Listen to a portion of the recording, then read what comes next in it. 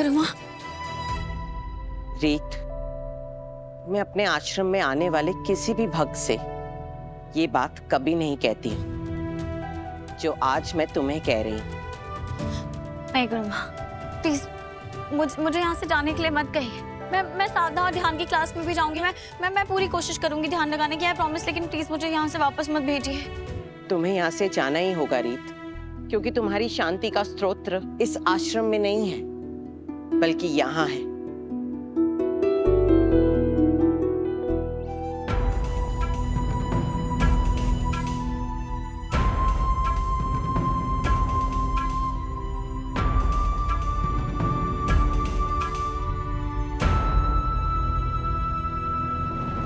गुरुमा, मुझे लगा था जब पूरी दुनिया के रास्ते मेरे लिए बंद हो जाएंगे तो इस आश्रम का रास्ता मेरे लिए हमेशा खुला होगा। लेकिन आज राघव को यहाँ लाकर आपने ये आश्रम का रास्ता भी मेरे लिए बंद कर दिया। पर कोई बात नहीं, मैं कोई और रास्ता ढूंढ लूंगी, क्योंकि जो भी रास्ता इस इंसान तक जाता है वो मैं हमेशा हमेशा के लिए बंद कर चुकी हूँ। ठहर जाओ रीत, अगर तुम आज राघव के साथ इस आश्रम से नहीं गई तो मैं इसे अपना अपमान समझूंगी।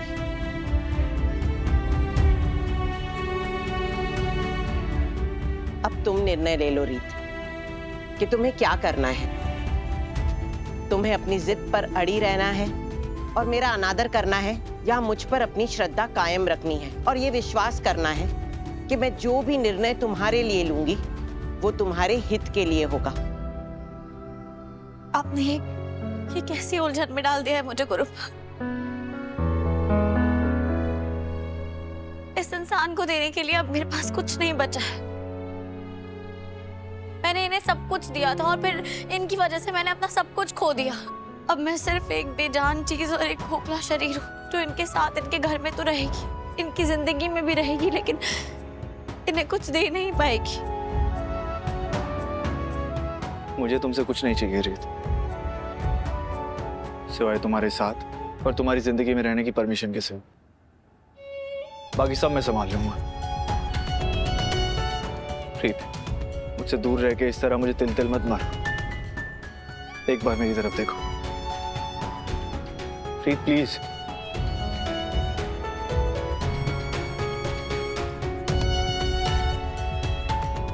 चलिए रीत, आपका सामान बांध देते हैं।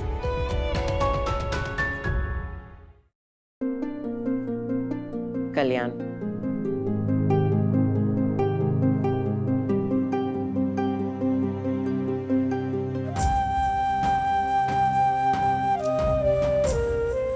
थैंक यू गुरु माँ।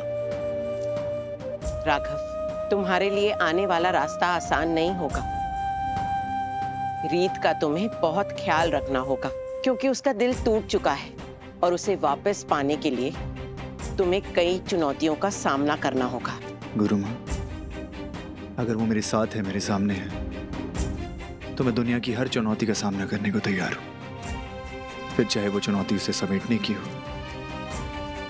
या उसके टूटे हुए दिल को दोबारा जोड़ने की।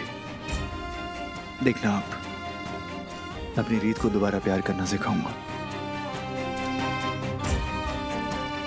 कल्याण हो। मैं रीत को देखता हूँ।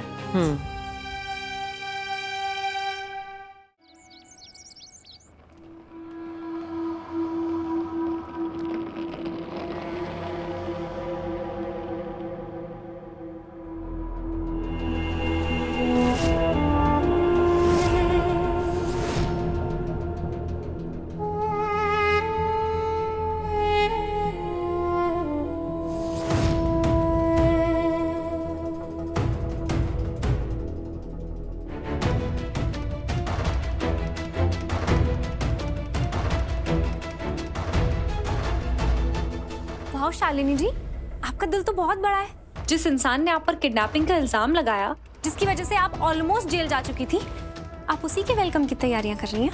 यस दिव्य बच्चे, सचमुच मेरा दिल बहुत बड़ा है और मैं बहुत अच्छी हूँ। लेकिन मैं बेवकूफ नहीं हूँ। दया दिखाने में और बकरा बनाने में क्या फर्क होता है मैं अच्छी तरह से समझती हूँ। इन दोनों ने जो कुछ मेरे साथ किया उसके लिए इन्हें मुझसे माफी मांगनी होगी।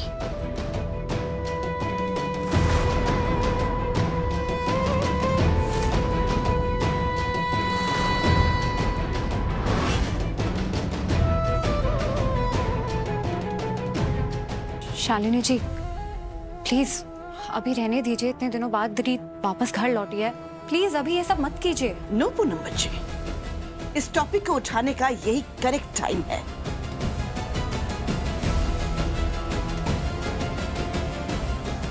क्या पता कल से ये लोग फिर से मेरे खिलाफ कोई षड्यंत्र रचे,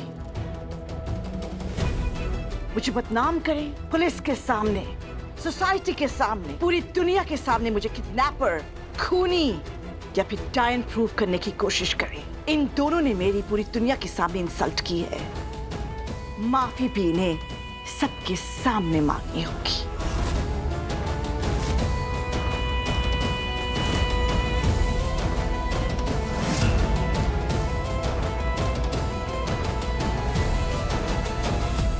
मैं किसी बात की माफी नहीं मांगूंगी।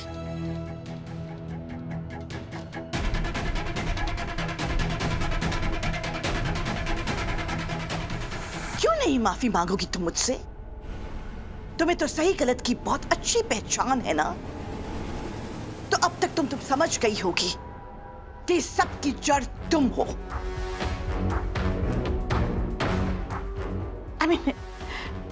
मैं राघव को इतने अच्छे से नहीं पहचानती, लेकिन जब से मैं इस घर में आई हूं मैंने एक चीज नोटिस की है, राघव सिर्फ तुम्हारे इशारों पर चलता है। जो तुम देखती हो वो वही देखता है, जो तुम बोलती हो वो सेम जबान में बात करता है, जो तुम सोचती हो वो बिल्कुल वैसे ही सोचना शुरू करता है। इसलिए जो तुमने सिखाया इसने किया। तुम्हारे गायब होते ही सबसे पहले इसने मुझ पर इल्जाम लगाया। जानती हो क्यों? बिकॉज तुमने मेरे खिलाफ राघव के दिमाग में इतना जहर जो भर दिया है। एंड नाउ इस परिवार के बाकी सदस्यों के दिमाग में तुम वैसा ही जहर भर दो। मुझे अपनी सेल्फ रिस्पेक्ट के लिए कुछ कदम उठाने पड़ेंगे। आपकी प्रॉब्लम मुझसे, इल्जाम मैंने लगाया था ना।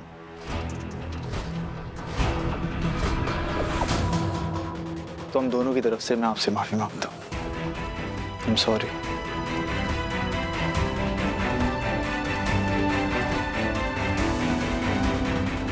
Not accepted. नहीं चलेगा। और ये जो तुमने ऊपर ऊपर से खोखली माफी मांगी है ना, इसका कोई मतलब नहीं। इसलिए मैं चाहती हूं कि रीत मेरे पैर धोकर दिल से मुझसे माफी मांगे।